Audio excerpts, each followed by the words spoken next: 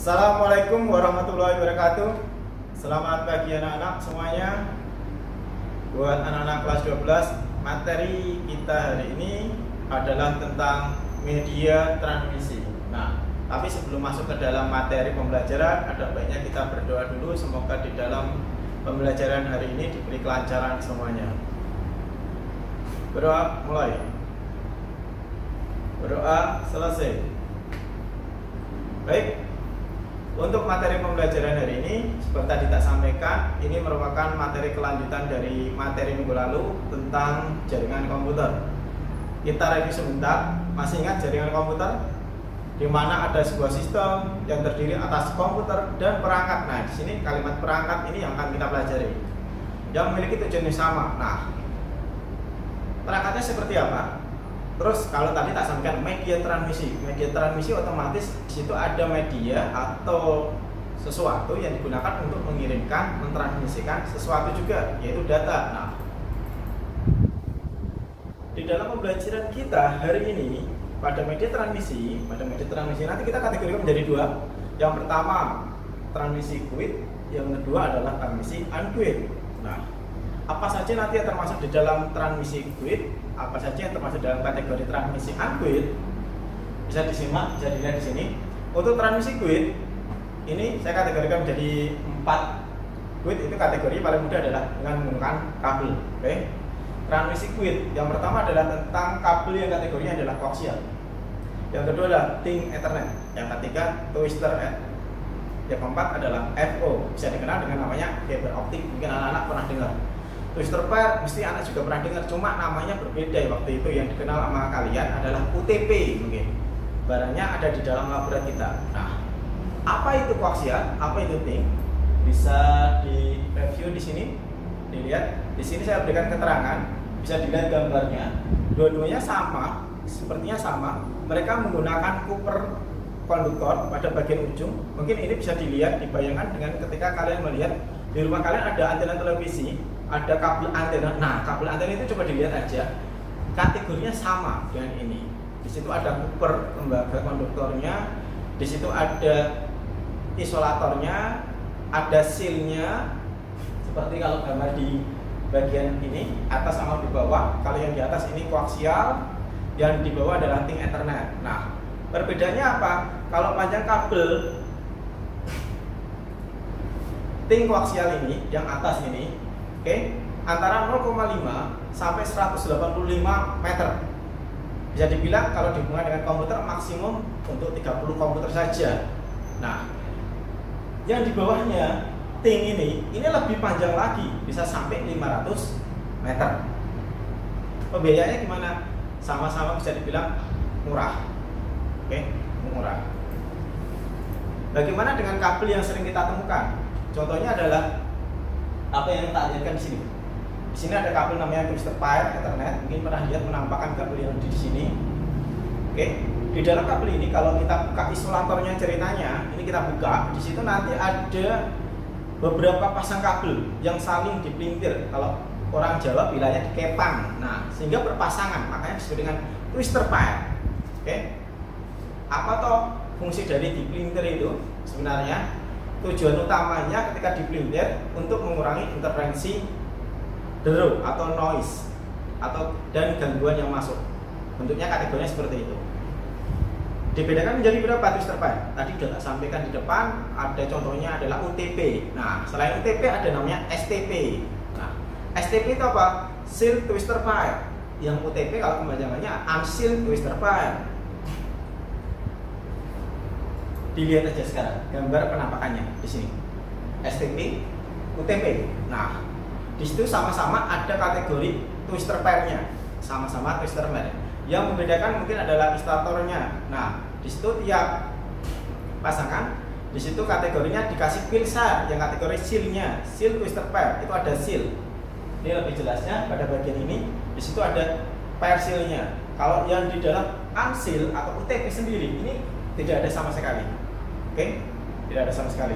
Keduanya menggunakan konektor yang sama, yaitu konektor RJ45. Bisa dilihat di gambar di bawah. Oke. Bagaimana dengan kabel UTP yang sering kita pakai di laboratorium? Nah, di situ memiliki beberapa jenis, mulai dari Cat 1, Cat 2, Cat 3, Cat 4, Cat 5, 5E, Cat 6, Cat 7 yang paling tinggi. Nah, Cat 1, Cat 2, Cat 3, Cat 4, apa bedanya dengan yang Cat 5? Contohnya seperti ini. Cat 2, kategori Cat 2 itu kategorinya memiliki kecepatan bisa dibilang 4 Mbps, max 4 Mbps. Ketika naik versinya jadi Cat 4 atau kategori 4, dia bisa sampai kecepatan 16 Mbps. Terus bagaimana dengan Cat 5? Apa Cat 5e? Otomatis lebih tinggi lagi. Iya. Untuk Cat 5 dan Cat 5e bisa sampai 100 Mbps.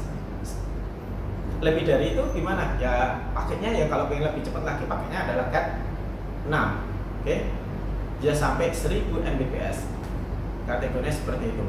Loh, nah Cat 7 otomatis ya berapa giga? Perkiraan 10 giga per detik. Mungkin bentuk kabelnya sama, cuma bisa dilihat dari indikator tulisan dalam kabel apakah dia itu Cat 5 atau Cat 5e atau Cat 6. Oke?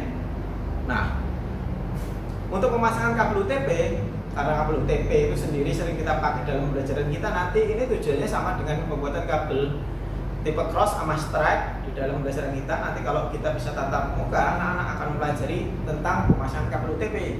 Di sini saya teorikan, saya terangkan sebentar. Di situ ada dua, yang utama yang harus kalian pelajari. Nanti tambah satu, yaitu yang pertama adalah strike, yang kedua adalah cross, seperti tadi kita sampaikan. Yang ketiga tambahan adalah rollover. Tapi kita fokus nanti di strike sama cross. Kalau kategori strike, apa itu kegunaan strike? Kalau di sini gambarnya, pengkabelannya dari konektor 1 dengan konektor 2, maksudnya apa? Dari ujung satu, misalkan kabel berada di putih orange, itu di pin 1, otomatis di ujung yang satunya lagi, sampingnya, otomatis juga sama di nomor 1. Tapi berbeda dengan yang cross. Kalau cross, di sini ada yang namanya cross itu disilang, ada yang dipindah tempatnya. Yang semula di nomor 1 itu warnanya apa, dia akan berpindah posisi ke nomor 3. Kalau yang tadi strike, diingat nomor 1 di ujung juga nomor 1 di ujung, nomor 2 di ujung juga nomor 2 di ujung satunya.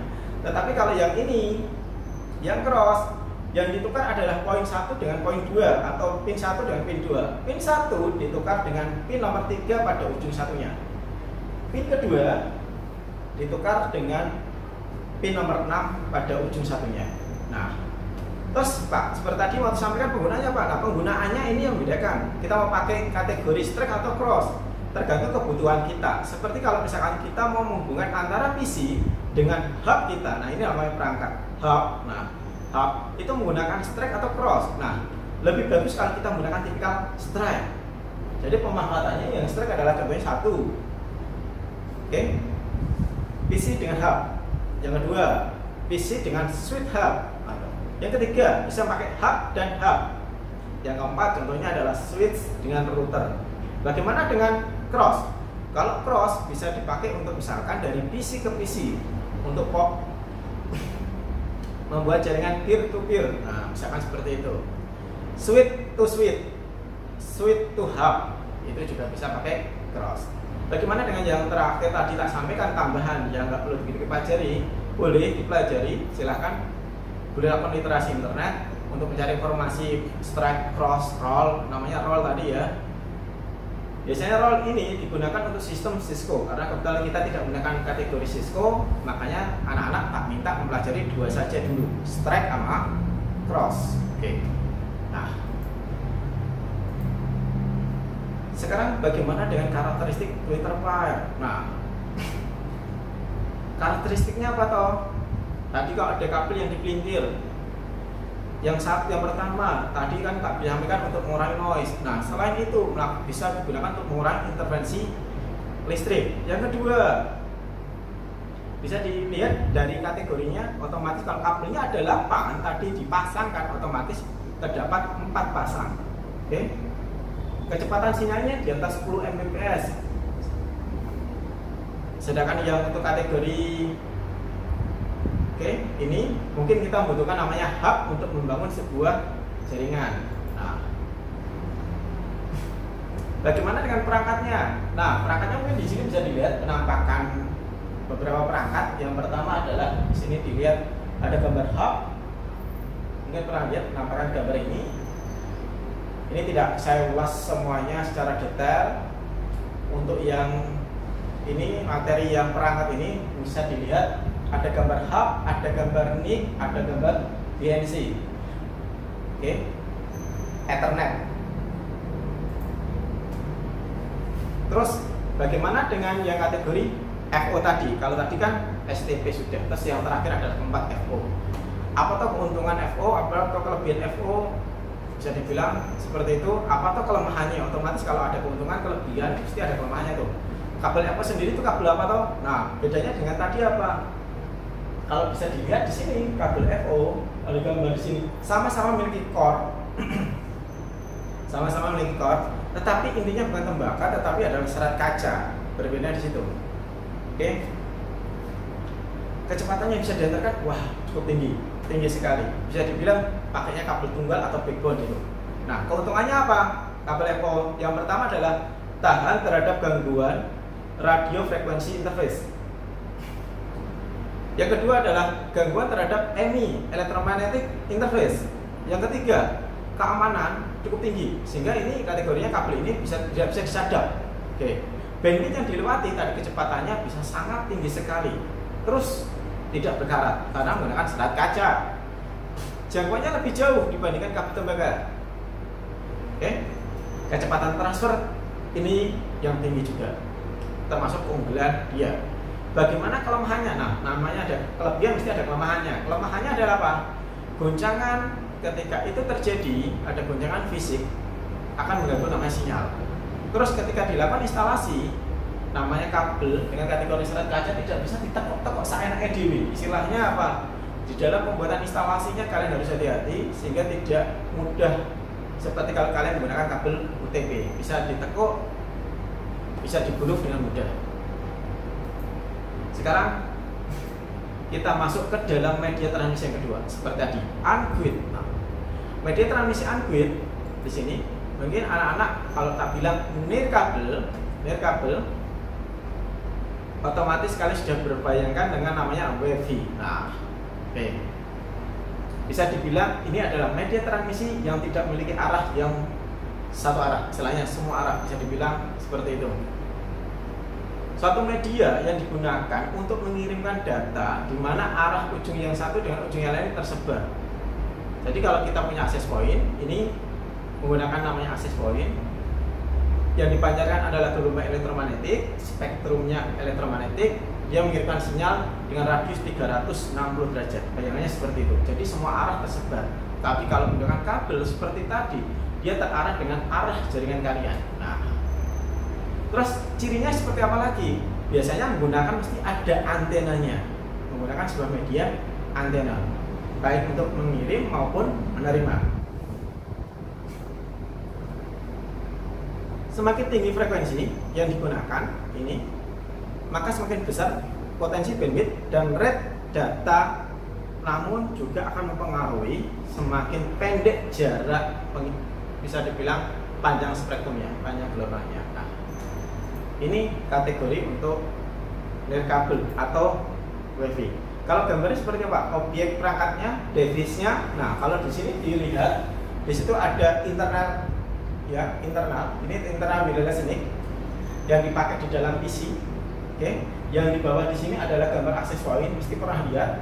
Ada sebuah perangkat yang memiliki antena 2, ada antena 4. Namanya adalah access point. Yang ketiga adalah internal USB. Nah, terus gambar berikutnya yang ini adalah beberapa gambar tipikal antena. Yang atas sendiri ini kalau diperhatikan itu adalah antena wireless grid. Oke, kategori grid ada jaring-jaringnya. Yang di bagian tengah ini nomor 2, ini kategori patch panel. Yang ketiga, ini kategorinya adalah parabolik. Bentuknya di situ ada parabola. Mungkin kalau anak-anak bisa melihat itu di atas tower SMA kita. Itu kategorinya adalah parabolik. Nah, apakah cuma itu dok? Sebenarnya masih banyak lagi. Anak-anak bisa browsing, ada antena omni, ada antena jargi. Cobalah lakukan literasi, perbanyak pengetahuan kalian untuk materi video saya cukupkan sampai sini. Untuk perangkat-perangkat tadi akan kita ulas. Sekaligus saya minta tolong selalu patuhi protokol, jangan lupa selalu belajar dimanapun kalian berada. Terima kasih. Wassalamualaikum warahmatullahi wabarakatuh. Stop.